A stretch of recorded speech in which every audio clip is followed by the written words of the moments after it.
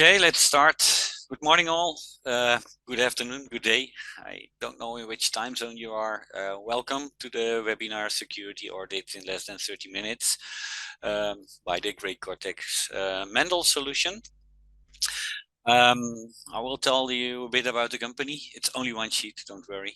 I tell you something about the architecture because you need to know how we do the things, and then we will start with some auditing examples. I put an agenda together, what we are going to treat today. Company introduction, only one sheet, I promised. How the system works, the GREYCORTEX Mendel system works, what are the preconditions, what type of data do we need to monitor the network. Then I like to show you the ways the system is looking at the network. We have a part which will do the visibility, and we have a part which will do the detection, and at the end, of course, we have the part who will do the response, and together that's the NDR system. Today we will focus on detection and show you the examples. Then we will start the network audit with analysis of the internal network communication and discover what is new in the network. You like to know what are there for new things. I will explain that later. Verification of critical communication. Presence of malware or exploit or attackers in the network. That's for sure we don't want to see, but we have to check it. Verification of security policies. Is it allowed to do some communication, yes or no? And the use of unwanted applications like for example, desktop sharing, remote desktop team viewer, that kind of things. At the end, we have the Q&A session. In the meantime, if you have questions, you can put the questions in the Q and Answer tab, and my colleague will answer them during the presentation, and otherwise we can do it at the end. Okay, let's start. Maybe you know the company, GREYCORTEX. We are established in Czech Republic in 2013 as an AI research project from the university there, and in 2016 we transformed to a real company. In the meantime, we are mentioned by Gartner and Forrester and Coupling Cool for network traffic analytics, for the NDR part, network detection and response, for the network analytics and visibility, and we will do that for IT and OT. So it's for the combined environment. So like you know, there are a lot of solutions who will check security parts in the OT environment. There are a lot of solutions who do it in the IT environment, and we will do it in both. So you have, with one solution, you can at least see all the things in both environments. We have over 200 customers with more than 400 installations worldwide. We are focusing on government and public, healthcare, energy, water plants, economy, e-commerce, and critical infrastructure, banks and finance, of course. We are based in Brno, Czech Republic, so we are a 100% European company. And we have our own development there with AI and machine learning applications, detection methods, also for wireless analytics.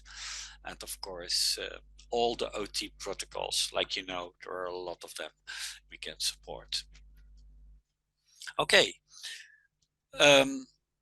Just a small overview for some customers we have. It's always nice to show some logos there so that people can say, okay, so we are not just a startup, so you are really a company we can work with.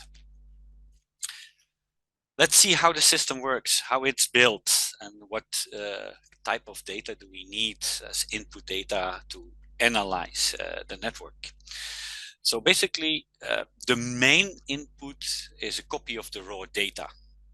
That means that we need to fetch a copy of data from the network. We can do that with span ports, monitor ports, whatever. Tapping devices, packet brokers, aggregation taps, aggregation switches. At least it needs to be a copy of the data from the network. Important with getting this information from the network is that, if possible, don't have duplicates there, because then we see the data duplicated, of course. But more important is that there are no gaps, because you like to monitor all the traffic. You like to see you like to have 100% visibility. So that means no gaps. Another part of input is data from third-party applications, for example, for Active Directory, LDAP, DNS information, network access control systems, which can deliver information, firewalls, which can send log files or anything else, or NetFlow information, EDR systems. The third input is from the network. If you have all the data inside, you need to check it against vulnerabilities or threat intelligence information. So basically, what we can do here is that the system is connected to the GREYCORTEX portal, where we can get the latest threat intel info. But it's also possible to hook up your own MISP, so you can create the feeds you want and feed it into the system for threat intelligence. And last but not least is the IDS signatures, because we are really checking the raw data based on IDS signatures or behavior. Also, these signatures are coming from the GREYCORTEX portal. Of course, you can also add your own signatures there.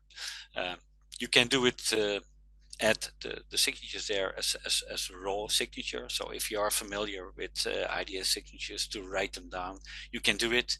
If you are not familiar with it, we have developed a wizard where you can easily create the signatures your own.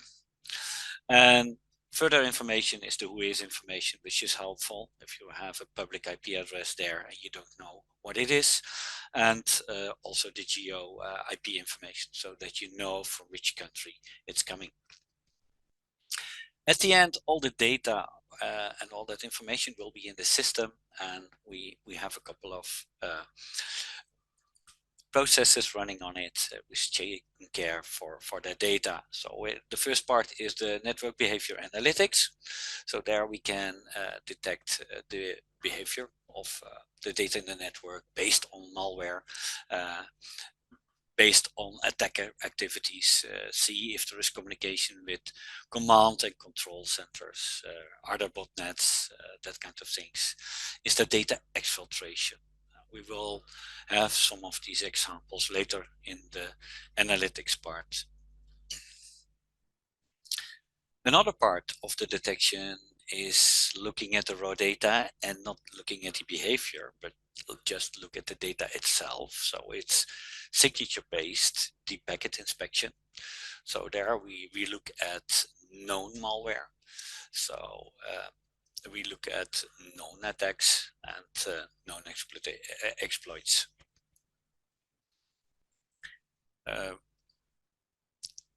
The last one is network statistics. If we have all the data available, of course, we can create also network visibility. That means that you can see round trip time, server response time, retransmissions, out of order messages. You can see even a kind of a user experience time. All the data is processed and available on a GUI. So that means there is a graphic user interface which will show you all the information.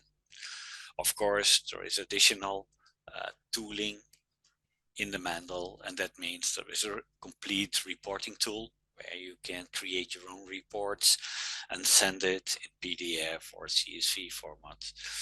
You can send notifications to all kinds of systems, for example, to SIEM or SOAR systems. You can interact with firewalls, with network access control systems to block access for some behavior or to launch some firewall rules. Okay, this is a bit how the system will work. How does it look like in the real world? That means we need to have an appliance, and the main appliance is the collector. The collector will collect all the data, will store it, and will display it on the GUI. The collector needs to have the data, so that means we need to have sensors in the network. And the sensors will take a copy of the raw data, like you see in the example, from span ports, and send that data to the collector. If it's a small environment, you have even the option to have a combined solution. So you will have a collector and a sensor in one, so an all-in-one device. So some small credentials noted that a collector can handle up to 50 sensors. The aggregated inputs can go up to 100 gigs. And the central collector is mainly for the visualization and reporting. If you look at the sensors, they can use the regular span ports, of course. You can use the remote span ports, or you can use the ER span ports. And ER span means that you can span traffic over a layer 3 connection, right? Of course, you can put them, connect them to a tapping device, or packet broker, or aggregation tab, whatever you want. What is the bandwidth used from the total between the sensor and the collector? Because sometimes you like to run the data in a separate network, in a kind of a management network, which is not 100 gig most of the time. So that means that the output for the sensor is mostly 0.5 to 2% of the total traffic offered to the span port. Then about the type of devices. What type of devices do we have? So you can basically, it's a software solution we offer. If you need to have a hardware appliance, we can deliver a hardware appliance for you, and that will be a Dell appliance. If you have your own hardware, you can install the appliance on your own hardware. Keep in mind, it is an appliance, so it's not an application. So it will come with its own OS. You can run it, of course, in a virtual environment like VMware, Hyper-V, KVM, whatever, or in cloud environments.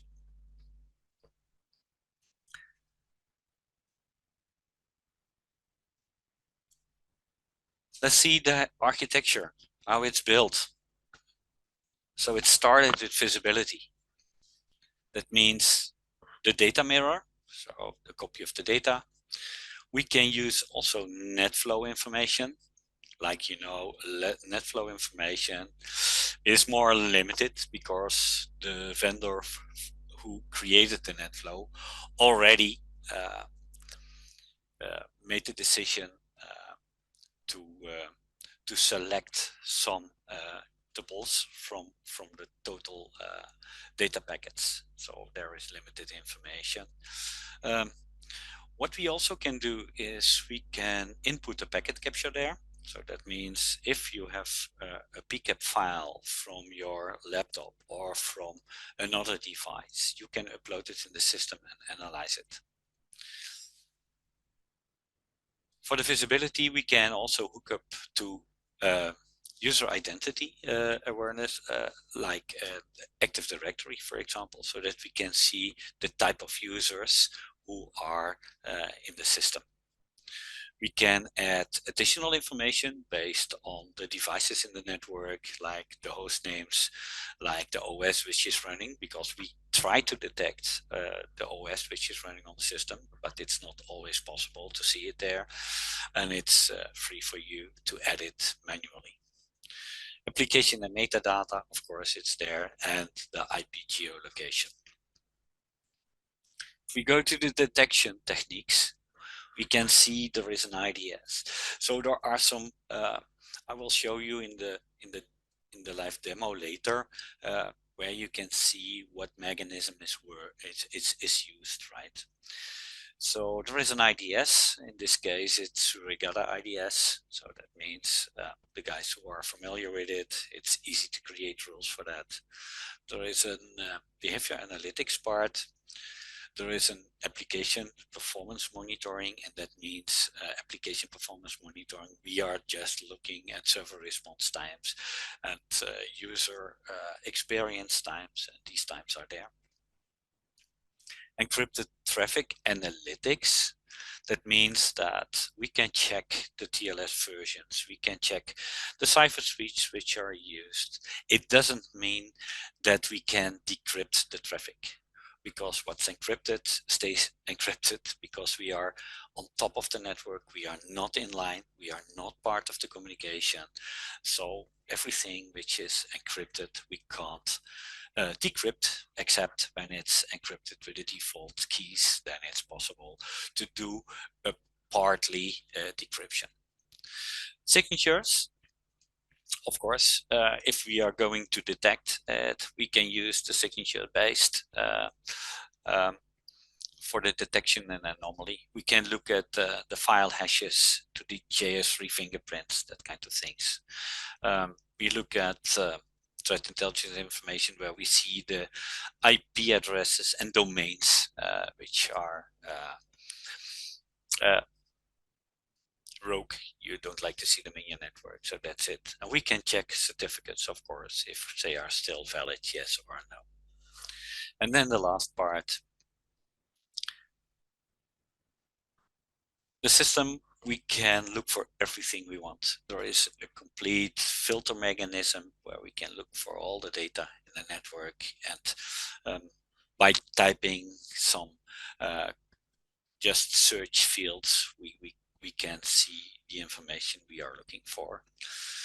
There is an alert and reporting tool, so that means that when there is an event happening, you can decide for this type of events, this is the priority, and we like to send out an alert, or we like to create reporting over this part of the network, and we can send reports on a regular basis, daily, weekly, whatever you want.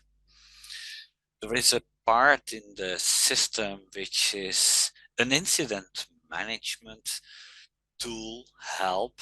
So that means when there is an incident in the network, you can mark it as an incident and put it in the system and send the link to your colleague to analyze it, and he can pick it up from there.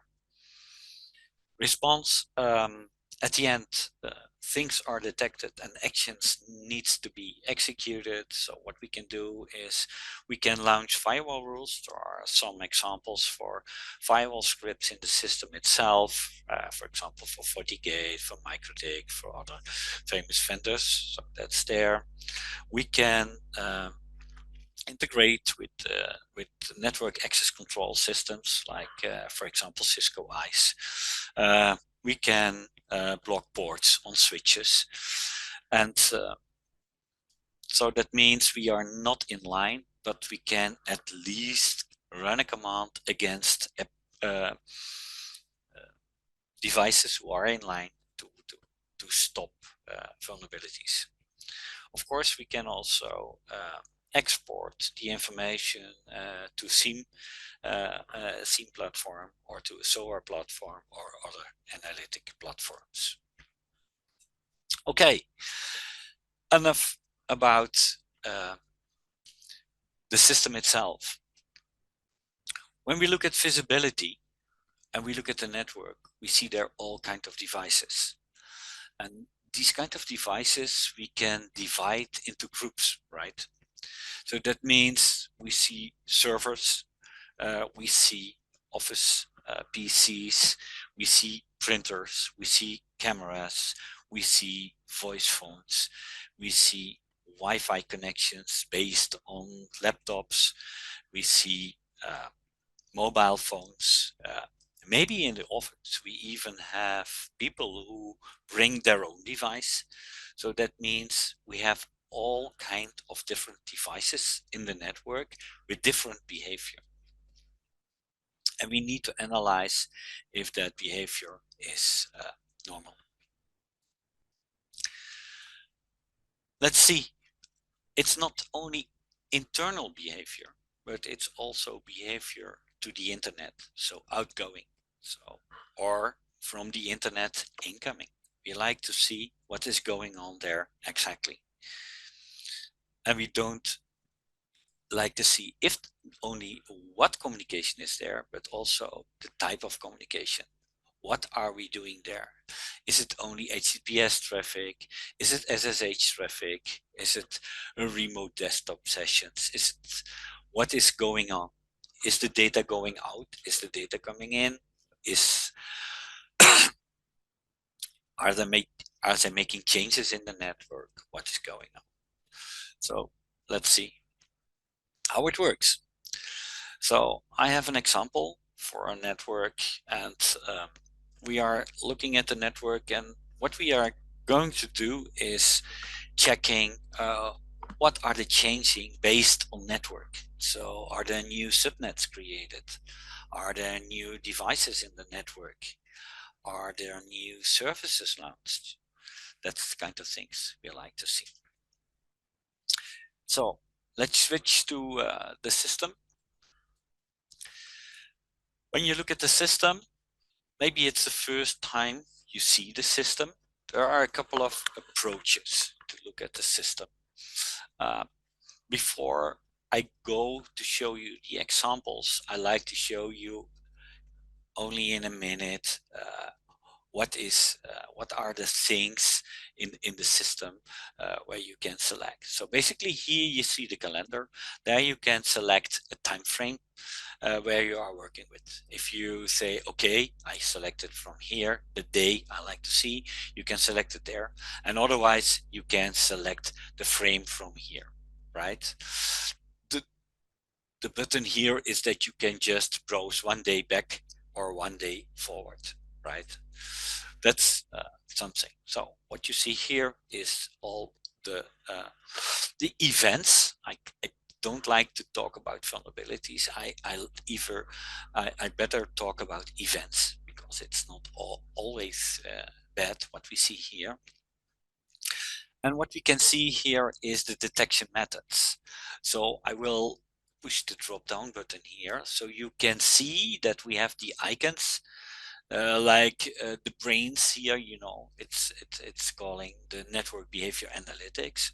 You don't have to keep it in mind, but just to show you here, because later we can see the detection mechanism and you can see which method was used. So behavior analytics, then you can see a kind of a fingerprint. It's intrusion detection mechanism. Then we have the correlation engine on that. Then we have also the possibility to receive log files and analyze them, you know, because not all information is seen on the network. There is also a part which we can fetch from log files. Okay, how to approach the network audit. We can do it from two ways. So the system is looking at the network, and you can say, okay, show me your inventory. Show me your inventory. That means that the system will show you automatically all the subnets which are seen in the network. It will put that subnet together. And if you look at one of the subnets, for example, I will check this one, you can see the summary. You can see there is a tag automatically tagged. So the system will automatically tag subnets, hosts, whatever, services. And if it's not automatically tagged in the right way because it didn't see everything at the moment, you can always add your own tag. Then you can see that at the moment in the total hosts are there, and in the subnet you can check the hosts. If you see the hosts, you can see also the events on the host. If you want to see how is everything connected together, we will see the topology map. And in the topology map, you can see how everything is connected together. Then we can see, I told you that we do tag the subnets, but we also tag the hosts. So that means you can see that there is a role for a web server, web client. So it's about how to analyze your network. So you can do it based on some services which are running there. You can look at new subnets which are there, or new devices, whatever. Because we are looking at a copy of the raw data, that means that we see also all the MAC addresses. So that means the first part, which is the organization unique identifier from the MAC address, will represent the vendor of the hosts in the network. We can see the operating systems, at least when it's visible. Most of the time it's shown in HTTP connections where you can see the user agent and the OS, of course. When it's not visible, I showed you in the presentation before, you can automatically add it to the system manually. And last but not least is when you hook up, for example, an Active Directory or an LDAP, you can see also the users which are in the network.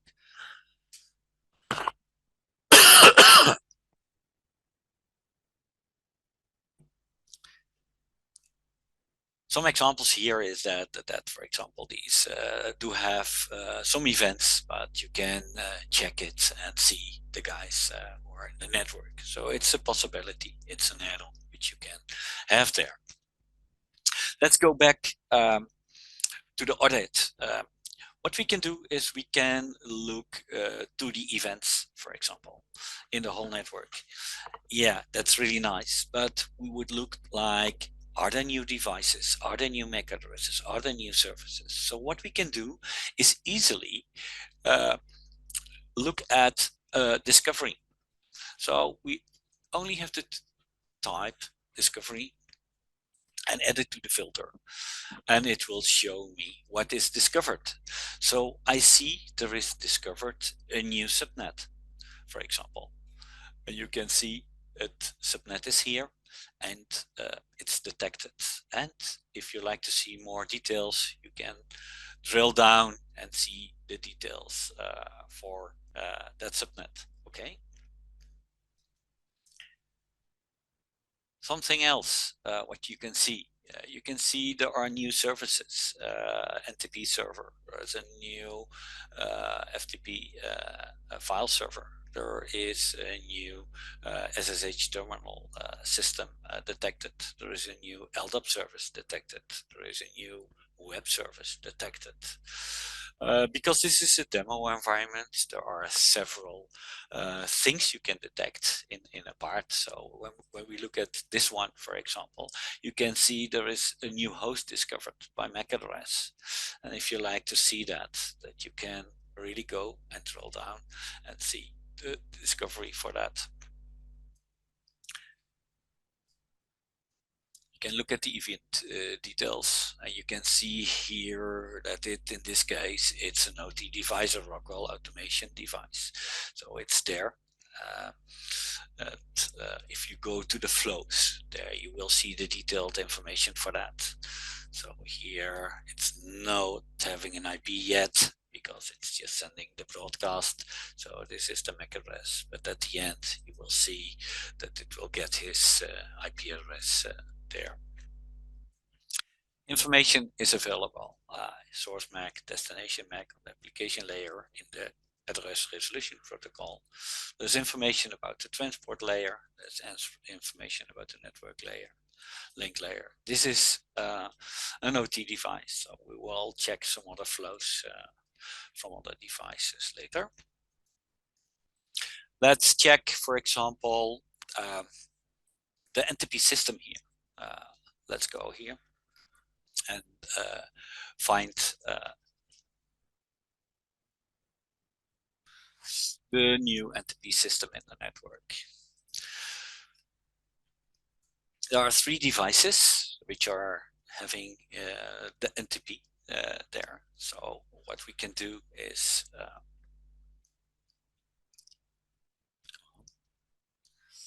it's there. So when you look at the detailed information for these flows, for example, you can see that it's really NTP information. You see the NTP protocol, and you can also look at the application layer that they will ask for the new timestamps. So the question is now, we see new NTP services in the network. Was it allowed? Yes or no? And if it's allowed, you can change the event and say, okay, this was allowed. When it's not allowed, you need to check it, why it's there. Another example which I like to show you is, for example, the FTP server, file server, which is here. So when I look at the system, you can see there is a new destination host discovered for the top services 21. So it's FTP. So we like to see more information there. And you can see it's detected here. It's on port 21 and all the information is there. So I like to get more information for this event. So I like to see the flows, right? When I look at the flows, you can see on the flags there was information exchanged, but you can also see it was only 2 packets and 1 destination packet. So it's not really FTP on that device. When I look at you can see here all the credentials, the total duration of the communication. You can see the part which is there, so you can see the MAC address and for the destination and the source, of course.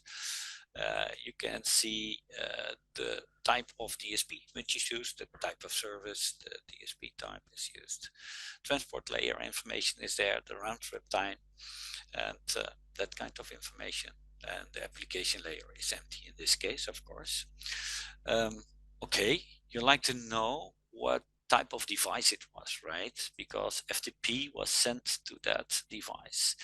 Then it would be nice when there is a kind of a contact and relation overview in the network, right?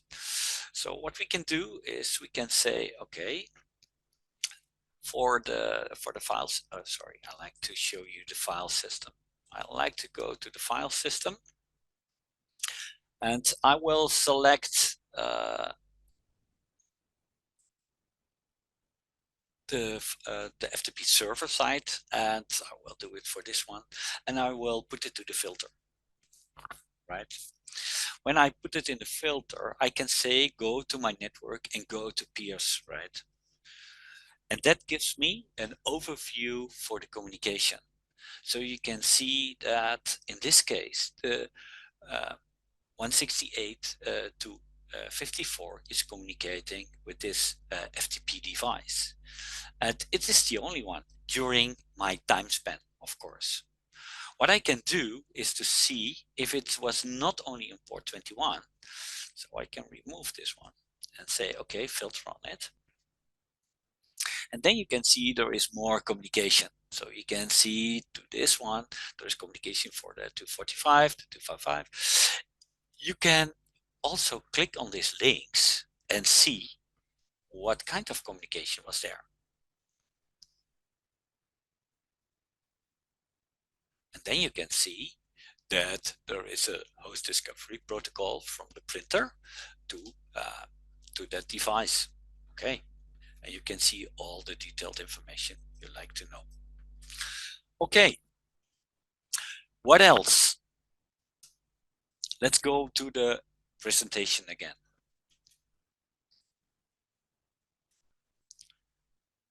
We saw new subnets, we saw new devices in the network, and we saw new services. What else do we like to see when it's there and it's detected? For example, what is there going on in my network? Is there brute force attack? Is somebody trying to figure out my password? Is there some scanning for open ports for services in the network? Are there tunnels used, which I don't know? Are there other anomalies, for example, using strange DNS servers, maybe external DNS servers, maybe internal DNS servers from a man in the middle, which is there? Is there communication between command and control center? Let's see if we can figure that out. Are there indicators of compromise? Let's see. Let's first look at brute force attack.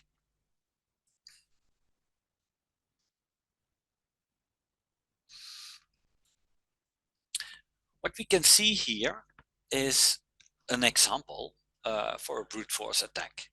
So it's, again, it's easy. You can put in the event, just type the word brute and you will see all the brute force attacks. So one is discovered here. It seems it's a telnet brute force attack. So okay, let's see what's really going on. So it seems it's going from the source to dot 36, and it's a Kali device. So basically doesn't tell you anything good when it's a Kali device, because Kali devices are used for this kind of approaches for hacking and that kind of tools. But okay, it's seen in the network, so this is not okay. So I need to fix that, but see what it does, right? So I like to go to more details and see what is really going on. So here's the interface from the sensor, which did see that type of traffic, and you can see the subnet, destination host, telnet, that kind of things, the number of packets, everything there, timestamp, everything is there. But more important is, yeah, you can see here the number of traffic, the measured flows. So that means the number of sessions which were there, 151 times to try to get in. What we can do here is we can really go to the flows and see what was going on. So let's take one and see what's going on. So yeah, you see here that he is really trying to log in. He's typing a password. In this case, it's my name, of course, Tony, and the response was that. So that's not okay. Login failed. They would try another one, another one. So it's really a brute force attack. So we need to check. Is that the telnet device? Is it open? Why is it open? Telnet is not secure, so maybe it should be behind the firewall, or we should use another type of access for remote configuration, maybe SSH. That are the kind of things. So brute force attack, just an example which we can see easily by the system. Next one, scanning. We like to see if there is scanning, you know, that scanning is looking at IP addresses, ports which are open. So basically it's a guy who is knocking on doors, and the guys who are opening the doors are answering the knocking on the door. He will check if he can get in. That's how it works. Which services are open and can I get in? So most forces. The order is not exactly how it was, but normally you should start with scanning, of course. And when you see open parts, then you can go to a brute force attack to see if you can log in. So let's go to the scanning.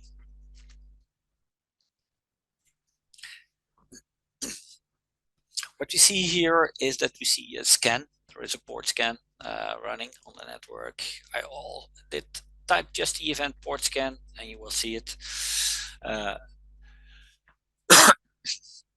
You can see there is a device. It's 254 and it's running and scanning. So what you can do is, of course, if you like to see what is it doing, really, you can see the interfaces again. You can see the protocols which are used and everything, and drill down and see the credentials here, the number of bytes which are exchanged.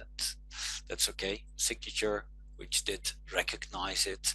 The signatures are delivered by the system itself, but you can create your own ones too, of course. Event details are there. And let's go to show to flows. And there you can see that all that information is there. And when you look at the flows, you can see, for example, that it's going in. You can see it's from 254 to 221. It's using TCP, it's using port, all these kind of ports. So it's just knocking in it. And you can see at the end, of course, if there are ports open and responding, of course, there is a SYN, there's an X reset, and you can see the timers which are there to show you what is really the duration which is there on the scanning. So if that's a device which is in the network to scan everything, it's obvious, of course, that you need to exclude it. There are infrastructure monitoring systems which are scanning all the time. Let's go to the next one, because we need to look at the time. We look at tunnels, for example. When we look at point-to-point tunneling, for example, we can see that there are point-to-point tunnels in the network, and it's forbidden by policy here. So we can see there is a communication between the gateway and using this protocol. So what we can do is we can really check what is the tunnel doing, and sorry, I like to show the flows there. So you can see there's tunnel on a regular basis. There is complete communication. The flags are there all the time. You can see the public address. You can see my private address where it's going to, and you can see all the credentials there. Nice to show in this example is also when you look at the transport protocol, that you can see all the parameters there, like the end user experience time, the round trip time, the server response time, but also more important to see the packet retransmission. So it seems it was not so good connection here. Just an example that you can also use it for network performance monitoring, right? So it will detect the tunnel, but it's also showing you the parameters for the network.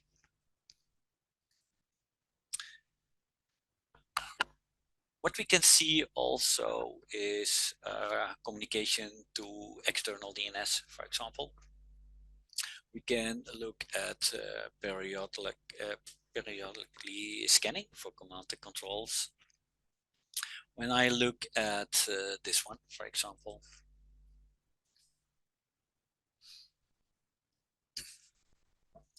you can see that there is a repetitive connection every 30 minutes in 6 hours. So that means there could be a risk, right? So, sorry. You can see the type of communication which is there, and of course you can zoom down, zoom in to see more details in the network and see all the flows there, which is communicating there. And then you can see also the destination, which is here, and then you can see it's m.google. So yeah, okay, it could be another one. So it's depending on what is here, and you can click on it, and then you will go to the host. And if you don't trust it, you can look for that IP address in third-party information systems, which are also here available. So we can look it in the Google, of course, but IP void can be used. That kind of websites can be used to analyze that IP if it's a rogue one, yes or no. Next one, indicators of compromise. For example, a local Trojan or trackbot in the network. So let's see how it looks like.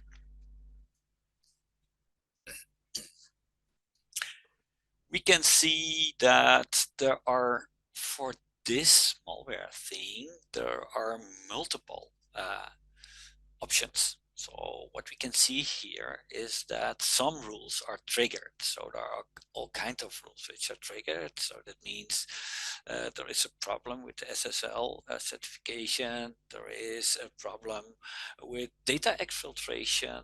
And yeah, just let's check it. What's going on there?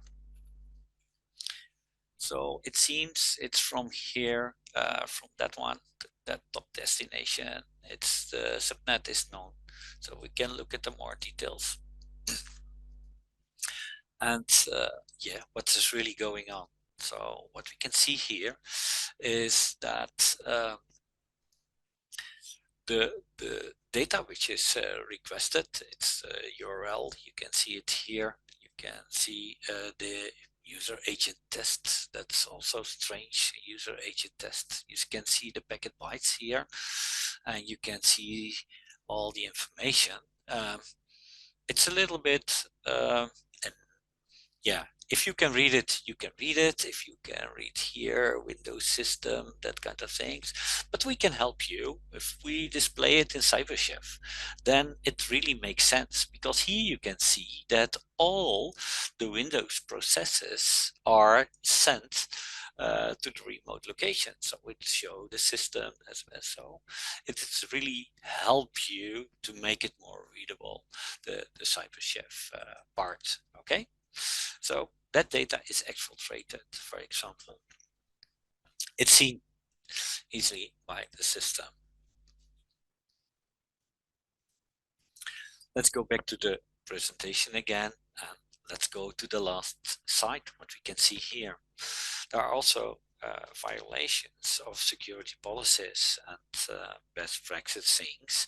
So you can see if somebody is logging in with remote desktop to with an admin user, that's a little bit strange, right? Plain text authentication and unencrypted protocols like Telnet, um, remote access, RDP, or remote torrent sessions.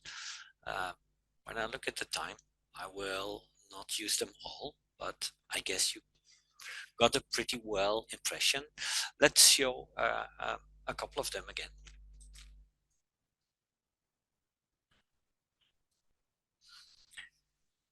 Here you can see there is a policy, remote desktop administrator login requests. Okay, that's strange.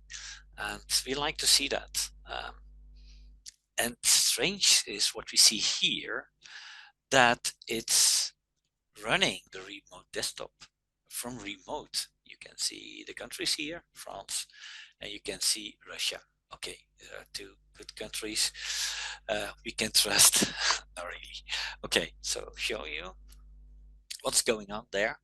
So what we can see is there is data coming from Russia to my IP address, and they try to log in on port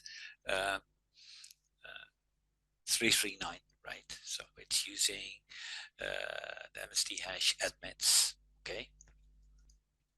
And we can look at the signatures, of course, which are used there, and we can, yeah, these are the signatures are by default delivered to the system, but as I already told you, you can also create your own ones. There's also a CVE involved, so that's okay. And here we can look at the show, the flows. and the detailed information of the flows. So you can see exactly the information which is exchanged, if all the flags are there, the number of packets, destination, source packets, transport layer information. It's encrypted traffic, so we can't see the details inside, of course, but you can see there is some data exchanged, and I'd like uh, to log in. Is it successful or not successful? Most of the time you can see it, the number of packets are exchanged, if it is successful, yes or no. Or you can use the log files from the host itself, where you can see that somebody did log in, and insert it into the GREYCORTEX Mendel system, so you can correlate it to that.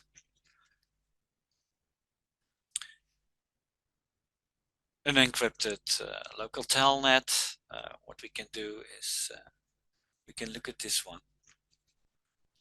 and see there is an encrypted telnet session. A new insecure telnet system was discovered, and yeah, it's not new. That I can tell you that you can see that the destination was the 230 and telnet was used there. Let's go down and see what was going on,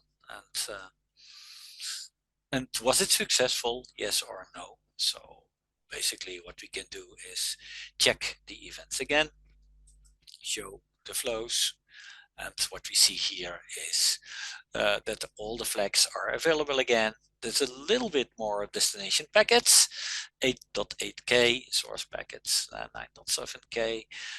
So that means this sorry, is a successful connection. That means that we should see if we can log in, that it was successful. So it's really going to log in now. Yeah, the user was admin. It seems okay. Then there was the password typed. The password was Rodmin1. So it seems that he is in. When he is in, he can type some commands. So we will type here print IP services, right? Okay, so he's checking the IP services on the firewall, and then at the end, okay, there is a next page, and then he is typing quit. Okay, whoa, we are lucky. He is only checking the services, but he could launch firewall rules. He could open firewall rules. So it's important to see what's going on. Telnet system. Okay, let's go to one of the last examples before we go to the Q&A question. Unwanted malicious application. For example, this one. What we see here is that there is a BitTorrent client user agent. A uTorrent client is active, and we like to see that. And is that allowed? So basically it's on this IP address, so we can click on that IP address and see all the things there. So all the credentials we know from the system. So it's the operating system which is there, Android for Apple, iOS. So what is it? So basically it seems that something is switching from time to time. It's in the Wi-Fi zone, so it's in the Wi-Fi network. Maybe it doesn't worry because it's in the Wi-Fi network and it's public, so no problem at all. Is it in your own environment? Yeah, then you should check who is it using it. So if we know who the user is or who the IP address is assigned to, then we can figure it out and check it. Let's see if we can find some more details about it. And what you can see here is that there is a uTorrent Mac client running on the system. It's exchanging data, and here we can see how much data is there exchanged, the number of packets. So it's not so much at the moment, but yeah, you can imagine that you don't like to have this kind of clients running in your network. It could be also mining software for Bitcoins or anything else which are not allowed to run in a network. We have a customer in the Netherlands who is really checking that, and it seems that one of the employees was really running mining software on his laptop in his company environment, which was really not allowed, and the system can detect it. Last example I will have here is, for example, the remote desktop connection, which we can see here. There's a discovery, renew desktop remote access. So that means it's a new one. So it's detected. So it seems that the 2.5 was approached for a remote desktop, and we need to check it, who did it, and if there are more. So what we can see here is